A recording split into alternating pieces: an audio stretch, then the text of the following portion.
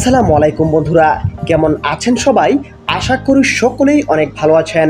তো বন্ধুরা, বাংলাদেশের সমস্ত মুসলিম ভাই বোনদের উদ্দেশ্যে বলছি, গাজ্জাহকে যেন ভুলে যাবেন না।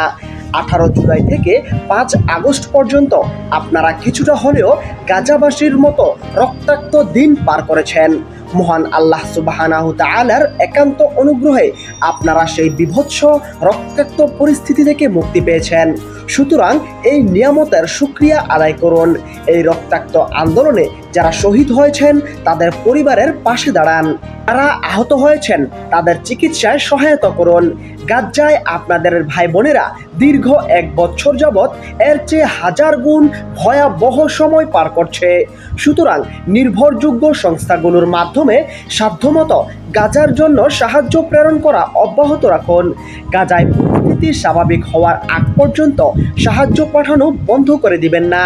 যুদ্ধটা দীর্ঘ হওয়ায় অনেকেই আমরা গাজ্জাকে ভুলে গেছি কিংবা আগের মতো করে অনুভব করছি না। অনেকেই আর আগের মতো সাহায্য সহযোগিতা পাঠাচ্ছেন না।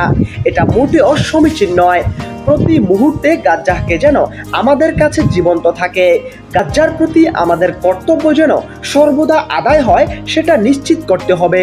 একটি সোশ্যাল মিডিয়া প্ল্যাটফর্মে গাজার একজন সম্মানিত আলেম একটি পোস্ট করেছেন, যেখান থেকে বর্তমান পরিস্থিতি কিছুটা অনুভব করা যায়। তিনি বলেছেন, অত্যন্ত পরিতাপের সাথে বলছি, গাজার প্রয়োজনগ্রস্ত মানুষদের জন্য ত্রাণ ও সাহায্য পাঠানোর কার্যক্রমে আগের তুলনায় অনেক ভাটা পড়ে গেছে।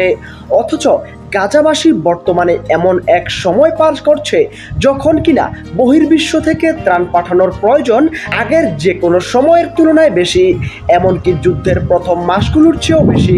কারণ তখন গাজার অনেকের কাছে আগের সংরক্ষিত কিছু টাকা ও পয়সা ও জিনিসপত্র ছিল। বড় বড় কিছু সংস্থার মাধ্যমে সাহায্য পৌঁছার ব্যবস্থা ছিল। দ্রব্যমূল্য তুলনামূলক স্বাভাবিক ছিল। জনগণের স্বাস্থ্য ও নিরাপত্তার অবস্থা বর্তমানের তুলনায় কম ভঙ্গুর ছিল। এখন তো সংরক্ষিত সমস্ত কিছুই নিঃশেষ হয়ে গেছে। সাহায্য আশাও অনেকাংশে বন্ধ হয়ে গেছে।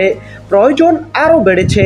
জীবন ও জীবিকার মৌলিক প্রয়োজনীয় জিনিসগুলোরও প্রচণ্ড সংকট তৈরি হয়েছে। গাজ্জাহবাসীকে সাহায্য করা সমস্ত মুসলমানদের উপর ফরজ। যদি অস্ত্র দিয়ে যুদ্ধ করার মাধ্যমে গাজাবাসীকে সাহায্য করার সাধ্যে না কুলায়, তাহলে কমপক্ষে তো সম্পদ দিয়ে সাহায্য পাঠিয়ে তাদের পাশে দাঁড়ানো জরুরি। এটাই কোরআনের নির্দেশ, নবীজি সাল্লাল্লাহু আলাইহি ওয়াসাল্লামের সুন্নাহ এবং ওমর রাদিয়াল্লাহু তাআলা আনহুর তরিকা। পথ একটু দীর্ঘ হওয়ায় আমরা যেন থেমে না যাই, দমে না যাই। কারণ ঈমান ও সততার অন্যতম আলামত হলো দিনের পথে নিরন্তর পথ চলা অব্যাহত রাখা। আল্লাহ ছাড়া ইবাদতের উপযুক্ত আর কোনো ইলাহ নেই। আশা করি বুঝতে পেরেছেন।